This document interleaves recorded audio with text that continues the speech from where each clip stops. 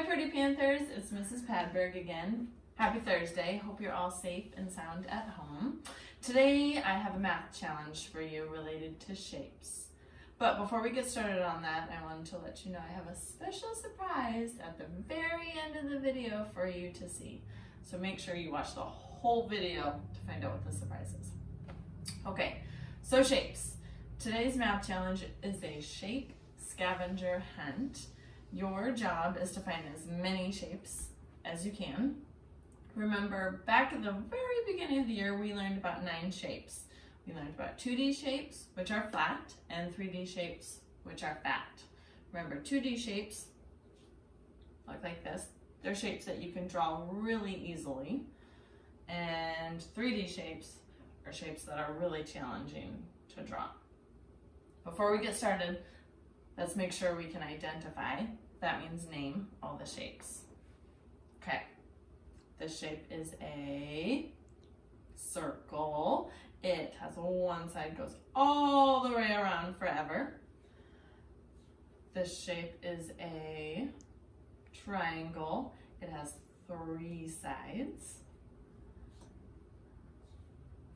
This shape is a square. It's a really special shape because each side, all 4 sides, are the same length.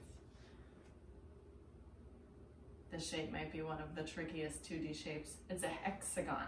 And I have a way that you can remember that it has 6 sides because the word hex and 6 both have the x sound in them. The last 2D shape could go this way or this way. It's a rectangle. It has 2 long sides and 2 short sides.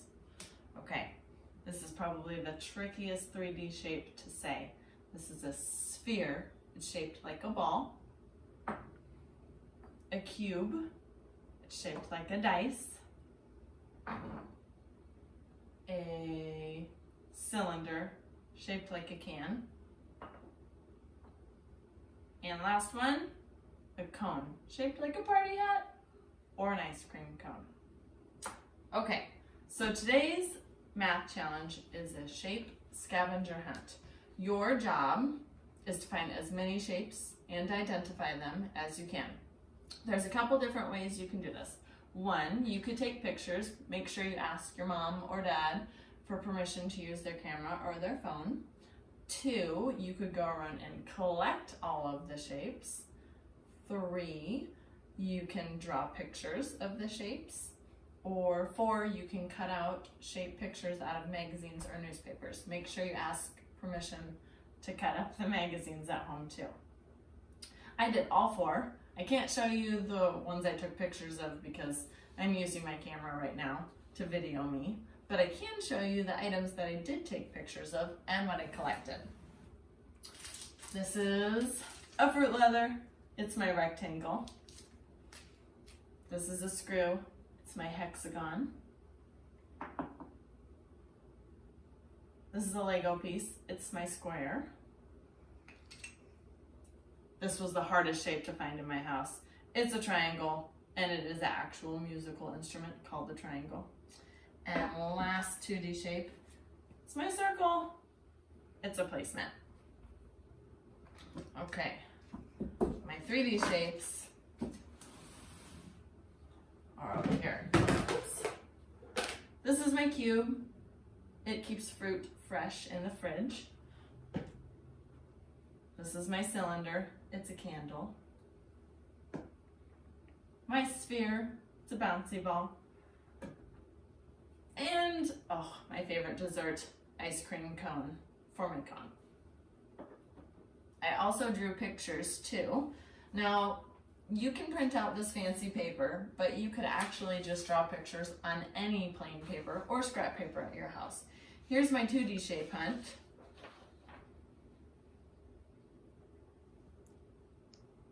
I drew a picture of all the items I collected.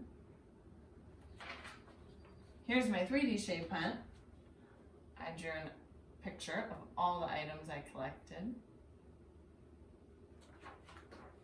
And so if you do that one, you're going to need a pencil or something to draw with and paper. And I also cut items out of a magazine. I cut as many items as I could find. And I grouped them all together, so I sorted them. All my circles I glued together.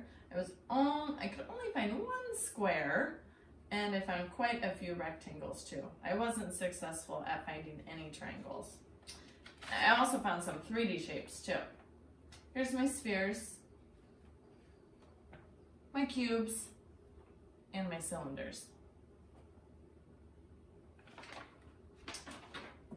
So, remember, there's 4 different ways you can go on your shape scavenger hunt. You can take pictures, you could draw pictures, you can collect the items, or you can cut them out of a magazine. Be sure to check out Jack Hartman and Harry Kindergarten YouTube videos. They have some awesome shape videos that will help you remember the names of each shape. Before I say goodbye, I wanted to show you our special surprise. We just adopted 10 new family members. Come on, I'll show you them. Okay, come on. We got chicks, 10 of them. Here they are. This is where they'll stay until they're about 2 months old, and then they'll go outside to a chicken coop. This is their little coop right now.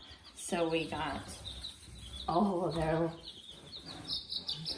a little tricky to catch sometimes because they've only been here for, I guess, 24 hours.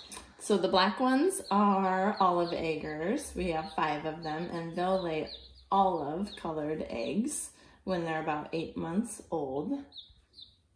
And then we have 5 Americanas, and they're the brownish and grayish chicks.